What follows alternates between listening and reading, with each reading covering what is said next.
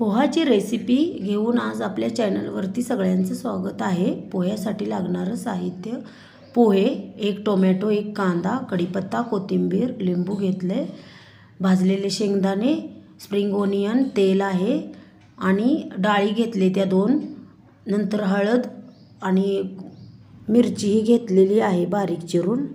हे सगळं साहित्य वापरून आपण तेल कढवून घेतलंय कढईमध्ये, त्यामध्ये जिरे मोहरीची फोडणी दिलेली आहे आणि डाळ टाकून घेतली, हरभरा डाळ आणि उडीद। कढीपत्त्याची पानं 10 ते 12 आपण टाकलेली आहेत तेलामध्ये। एक कांदा चिरून घेतलेला आहे आणि तो आता आपण ह्याच्यामध्येच भाजून घ्यायचा आहे। नाश्त्यासाठी पोहे म्हणलं का सगळ्यांनाच आवडतंय, त्याच्यासाठी हा पदार्थ आपण लगेचच बनवू शकतो कमी वेळात आणि सकाळच्या पारी ही पटकन हा बनणारा पदार्थ तोच आपण नाश्त्यासाठी वापरतो आणि भूक ही ह्याने राहते। आता आपण कांदा भाजून घेतलेला आहे।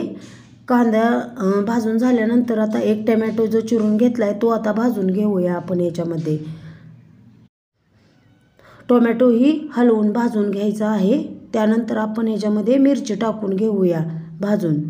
ही मिरची घेतलेली आहे कट करून बारीक आणि नंतर हळद आणि मीठ त्याच्यामध्ये मिक्स करून हे सगळं एकत्र मिक्स करून घेऊया आणि व्यवस्थित भाजून घ्यायचं आहे।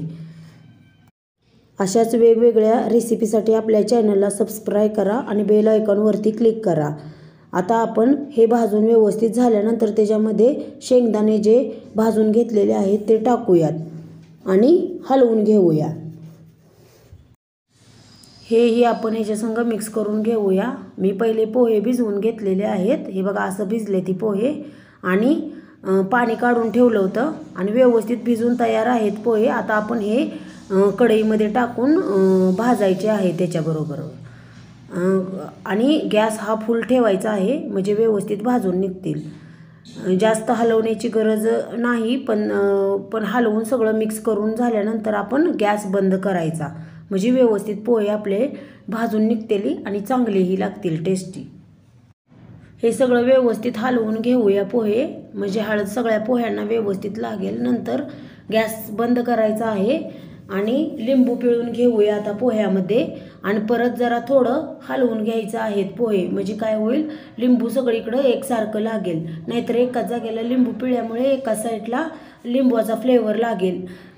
आणि हे बघा हलवून आता व्यवस्थित आपले पोहे तयार झालेले आहेत खाण्यासाठी। आता आपण स्प्रिंग ओनियन वरून टाकूया आणि ही बघा स्प्रिंग ओनियन मी जास्त प्रमाणात वापरलेला आहे, खाण्यासाठी बी हेल्दी आहे म्हणून जास्त वापरलं आहे आणि छान बी दिसते ती पोहे आता खाण्यासाठी तयार आहेत। परत जरा थोडं आपण हे मिक्स करून घेऊया आणि एका प्लेटमध्ये आपण पोहे काढून घ्यायचे आहेत खाण्यासाठी।